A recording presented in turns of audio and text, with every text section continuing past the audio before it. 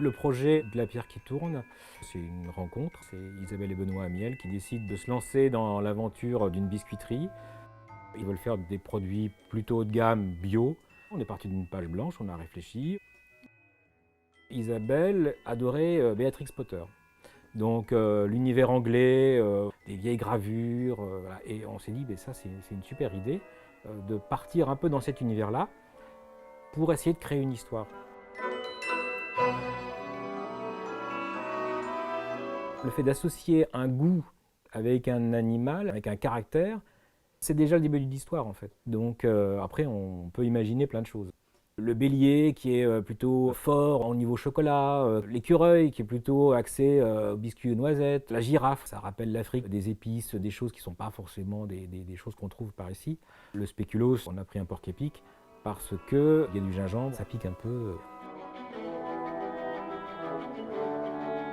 L'idée principale, c'est quand même de créer un univers dans sa globalité. On crée d'abord une grande famille. Et ensuite, on voit, il y a des interactions, il y a des couples qui se forment. On va pouvoir mettre le lapin avec le renard, la girafe avec la gazelle. Ça fait partie toujours de l'histoire qu'on veut raconter. Le style graphique, en tout cas le style aussi des vêtements, effectivement, il y a surtout le côté victorien, un peu Sherlock Holmes, avec des beaux petits costumes en tweed. Il y a aussi parfois l'effet un peu vache qui rit, où par exemple le bélier va porter des sacs de la pierre qui tourne, c'est le petit clin d'œil.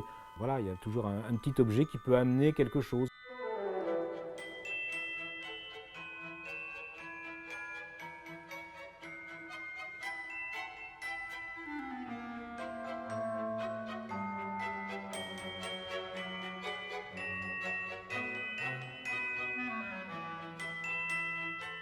Je pioche pas mal d'images dans des vieilles photos.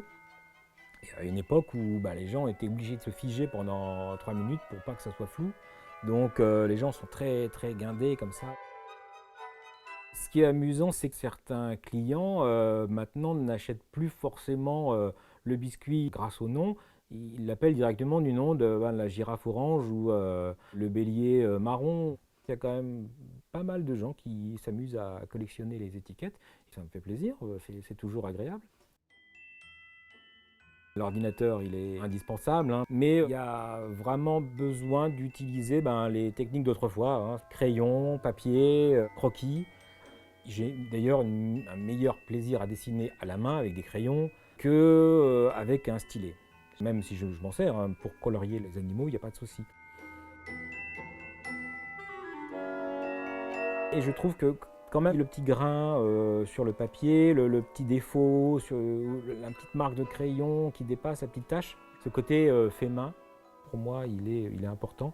Il rappelle quelque part un peu la fabrication des biscuits qui sont eux aussi, voilà, c'est pas de l'industriel, quoi, c'est de l'artisanal.